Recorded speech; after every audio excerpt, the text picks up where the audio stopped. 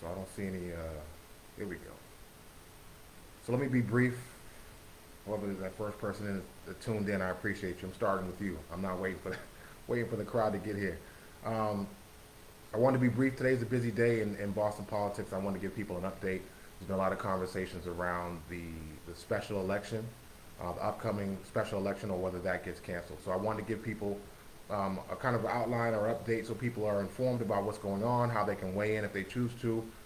So let me give you a little bit of backstory quickly, and I want to really get this done quick. So one of the stories are that, well, let me start from the beginning. For those that don't know, Mayor Walsh has been appointed to a secretary position under the Biden administration.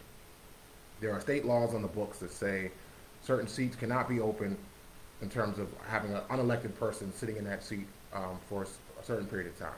So his departure before March 5th, if he decides to depart his seat as mayor before March 5th, will automatically, by state law, create a special election.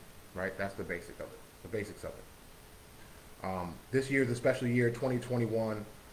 Because of that special election, you could, in essence, have four different mayors in one calendar year. You could have Martin J. Walsh right now.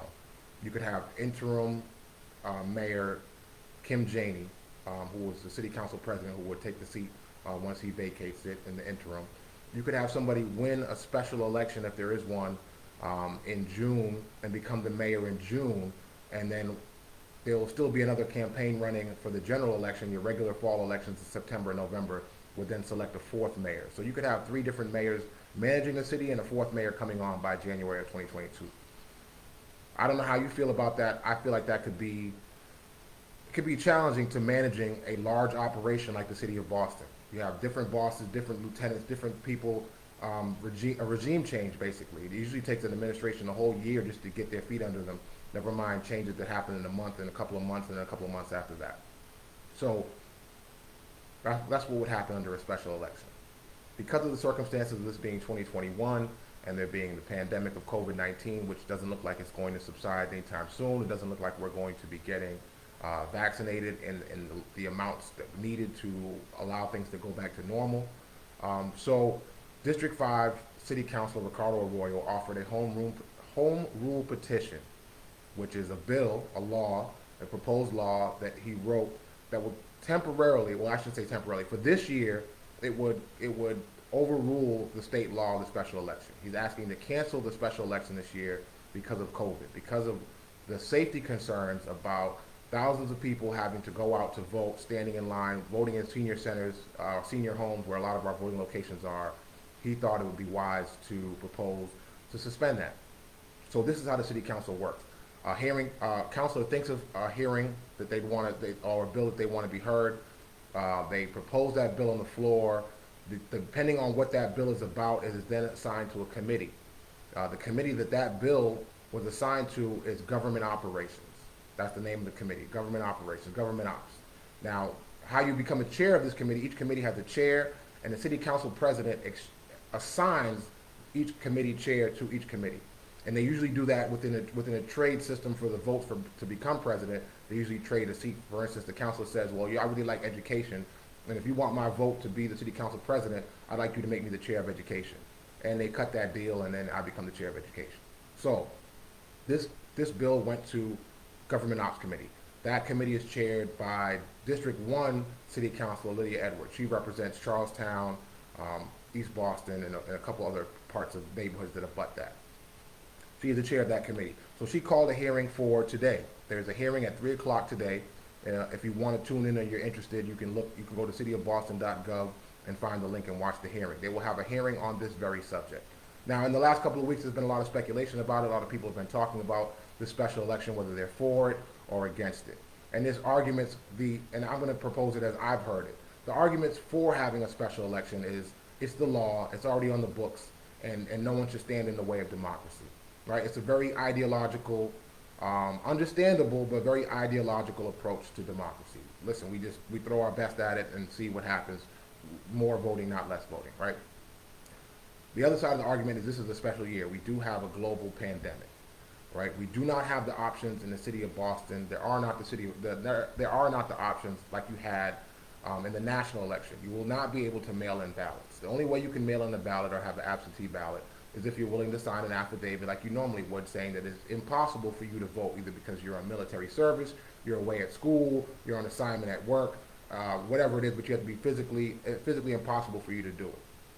So you're not going to have the mail-in ballots. We'd like to have that technology. We'd like them to be able to figure that out in a couple of months. I doubt that they're going to be able to do it. So COVID is the argument. Safety. Do we need to have these multiple elections in the same calendar year, having thousands and thousands of people come out across the city and vote in polling locations, just when we're going to have another election months afterwards for the same exact seat? That's the argument. People have been having this in small groups and small numbers, and the consensus that I've been hearing in groups that I've been talking in are to suspend it, not only for safety, well, mainly for safety, right? Suspend the special election. Do not do it this year. Next year, the rules that are on the books will go right back into effect. They stay unaffected. Back to democracy as usual if there's no pandemic. So there's also a side argument that special elections, so let me just pause there. I just want to frame that. That is the argument. That's the argument. Now, there are other things that inform that argument, like race. And I don't want to miss this opportunity to at least speak on it. Race is a large issue with voting, period. And without going too deep into the history books, remember, first of all, people that look like me were not allowed to vote in this country. And then when they were allowed to vote, they were often terrorized, taxed, a burning cross on their lawn, lynched, killed for trying to impact votes or vote themselves. This has been historic through hundreds of years. And not till 1965 did people that look like me actually have the right to vote here. So there's a lot of history of disenfranchisement, and I don't want to blow past that because that is the reason why we have low voter turnout in our communities. We've only had one or two generations of elected officials sitting in these seats, whether it's a city council seat in Boston, whether it's a city council seat or an alderman seat in Atlanta. There's only been a few generations that have been involved in politics. So special elections, they favor those that have access to capital. And if you've been paying attention to newspapers in Boston and all around the country, those usually aren't people that look like you or I. Or I'll say me, because I'm not sure what you look like. When I say access to capital in Boston, the average savings amount, I think, for a black family is $8 compared to the 200 grand for a white family. I can't remember what the average is, but the disparity is huge, which means that in our communities, I can't donate money to a candidate the same way you could if you lived in Newton or the Back Bay or more affluent neighborhoods within Boston. They have more access to capital, and the capital is important because it costs money to run a campaign, bottom line. You can't run a campaign without money. It just doesn't work like that. Regardless of what you say or how you feel about it, that's just the way it is. It also leads to a lack of diversity of candidates because now you have a smaller pool of candidates that can get into the race and run a decent race. So now you have a smaller pool. You might be pushing out talent that was not able to get to money in time to run for a special election. So this would lead to the disenfranchisement of certain voting communities, certain possible candidates, and that's another argument why people are in favor of canceling this year's special election. Now, for a little bit of salacious news, it was interesting. I read the Bay State Banner had an article on it. I think the Dorchester Reporter might have covered it because Congresswoman Ayanna Pressley is in favor of canceling this year's election. I know that Councilor and mayoral candidate Michelle Wu has just come into public statement about being in favor of the cancellation of it, which is interesting because she probably would benefit the most from having a special election, but she's willing to make the long run for it and do the marathon, not the sprint. This week it was reported that the committee chair, City Councilor Lydia Edwards from District 1, had a letter prepared or sought to get a letter from City Council attorneys. And this letter that came from City Council attorneys, I'm not sure why they came to this determination based on what rule they read or how they interpreted it this way, but the letter was presented from the attorneys and the councilor to the District 4 councilor, mayoral candidate Andrea Campbell, the District 7 councilor Kim Janey, who is now the City Council president, and also Michelle Wu's office for the City Council at large, informing them that they could not vote in this hearing because it would be a conflict of interest because they had something to gain or something to lose. Now, from my time in city office, public office at the state level, whenever there was an issue about ethics, there's a group called the State Ethics Committee. And they get phone calls. You can call them during the day as an elected official. You can send them an email. you really all day long they're available to you, and they can just answer whether you can vote on something, whether you can make a statement on something based on what your family may own in terms of property or businesses, something that you may vote on, and they give you a ruling, and that ruling stands because it's at the state level. This was not what was done here, and thankfully, again, District 5 City Councilor Ricardo Arroyo did his due diligence and actually reached out to the State Ethics Commission to confirm to see if that was legit, and it turns out it was not. Their ruling was that those three councilors are in fact able to vote on it because they vote on their own raises. They vote on a lot of things that in fact impact them personally as well as their constituents. So I'm a little perturbed and want to find out a little bit more about why that letter was drafted and why you would tell coincidentally, the councilors from the two blackest districts, and when I say blackest districts, I mean the two districts in Boston where the most black people live, District 4, Dorchester and Mattapan, and District 7, Roxbury South End, and parts of Dorchester, that their elected official can't have a vote in this matter. So not only are you disenfranchising the elected official, but the 60,000 people in each district that they represent, as well as Michelle Wu's constituents, which is citywide.